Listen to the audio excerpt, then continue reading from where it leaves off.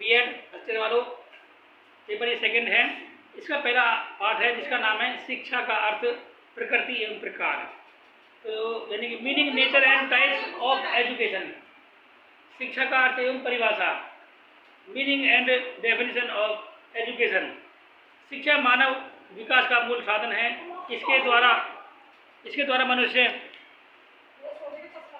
की जन्मत शक्तियों का विकास, उसके ज्ञान एवं कला कौशल में वृद्धि एवं व्यवहार में परिवर्तन किया जाता है और उसे सभ्य, सुसंस्कृत एवं योग्य नागरिक बनाया जाता है। और यह कार्य मनुष्य के जन्म से प्रारंभ हो जाता है। बच्चे के जन्म के कुछ दिन बाद ही उसके माता पिता एवं परिवार के अन्य सदस्य उसे सुनना और बोलना सिखाने लगते हैं।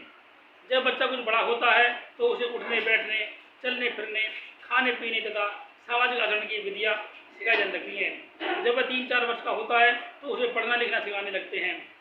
इसी आयु पर उसे विद्यालय भेजना प्रारंभ किया जाता है। विद्यालय में उसकी शिक्षा बड़े सुनियोजित ढंग से चलती है। विद्यालय के साथ साथ उसे परिवार एवं समुदाय में भी कुछ न कुछ सिखाया जाता रहता है और सीखने सिखाने का ये क्रम विद्यालय छोड़ने के बाद भी चलता रहता है और जीवन भर चलता है। और विस्तृत रूप में देखें तो किसी समाज में शिक्षा की यह प्रक्रिया सदैव चलती रहती है। अपने वास्तविक अर्थ में किसी समाज में सदैव चलने वाली सीखने सिखाने की यह सेपरेशन प्रक्रिया ही शिक्षा है। यदि हम प्रयोग की दृष्टि से देखें तो शिक्षा शब्द का प्रयोग 2 रूपों में होता है, एक प्रक्रिया रूप में और दूसरा प्रक्रिया के परिणाम रूप में। जब हम कहते हैं कि उसकी शिक्षा सुचारू रूप से चल रही है तो यहाँ शिक्षा शब्द का प्रयोग प्रक्रिया रूप में है, और जब हम ये कहते हैं कि उसने उच्च शिक्षा प्राप्त की है तो यहाँ शिक्षा शब्द का प्रयोग परिणाम रूप में है। परंतु आधुनिक शिक्षा शास्त्री शिक्षा को प्रक्रिया रूप में ही स्वीकार करते हैं। उनका तर्क है कि किसी भी प्रक्रिया में उसका परिणाम तो निहित होता है और शिक्षा प्रक्रिया के परिणाम को अब ज्ञान, कौशल एवं व्यवहार परिवर्तन के रूप में अभिव्यक्त किया जाता है। इस शिक्षा प्रक्रिया के स्वरूप की व्याख्या करने में मूल भूमिका दार्शनिकों, समाजशास्त्रियों, राजनीति शास्त्रियों, अर्थशास्त्रियों, मनोवैज्ञानिकों और वैज्ञानिकों ने अदा की है और इन सब ने शिक्षा को अपने अपने दृष्टिकोण से देखा, परखा है और परिभाषित किया है। यहाँ हम इन सबके दृष्टिकोणों का संक्षिप्त विज्ञान प्रस्तुत कर रहे हैं, जिसके आधार पर शिक्षा के स्वरूप को समझने एवं उसे परिभाषित करने का प्रयत्न करेंगे। शिक्षा का दार्शनिक संप्रति है। दार्शनिकों का विचार केंद्र मनुष्य होता है। ये मनुष्य के वास्तविक स्वरूप को जानते और उसके जीवन का अंतिम उद्देश्य निश्चित करने का प्रयत्न करते हैं।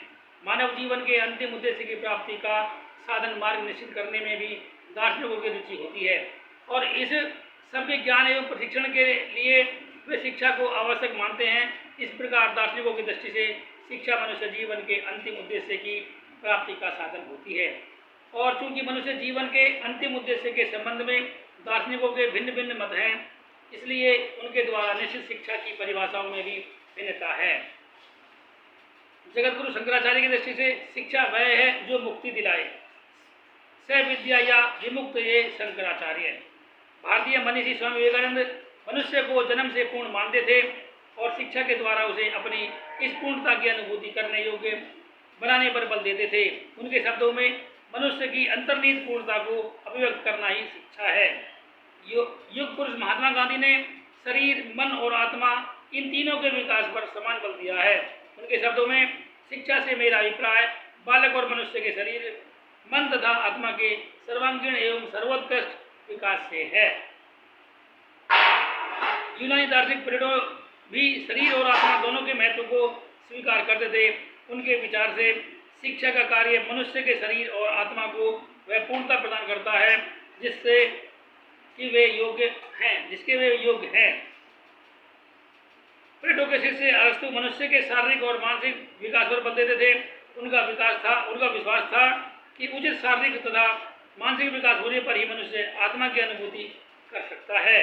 उन्होंने शिक्षा को निम्नलिखित रूप में परिभाषित किया है: स्वस्थ शरीर में स्वस्थ मन का निर्माण ही शिक्षा है।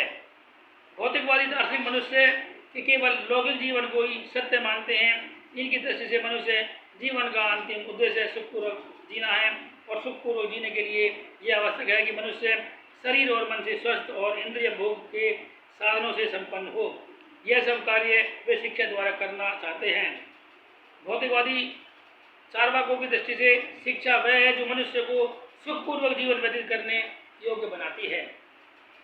पाश्चात्य जगत के प्रकृतिवादी दार्शनिक भी भौतिक सुखों की प्राप्ति करने के पक्ष में है। उनकी दृष्टि यह तभी संभव है जब मनुष्य अपने अंत और बाह्य पर्यावरण में समन्वय स्थापित करे। हर्बर्ट स्पेंसर के अनुसार शिक्षा का अर्थ अंतर शक्तियों का बाह्य जीवन में समन्वय स्थापित करना है। प्रयोजनवादी दार्शनिक जॉन डीवी के शब्दों में शिक्षा व्यक्ति की उन सब योग्यताओं का विकास है जो उसमें अपने पर्यावरण पर नियंत्रण रखने तथा अपनी संभावनाओं को पूर्ण करने की सामर्थ्य प्रदान करे।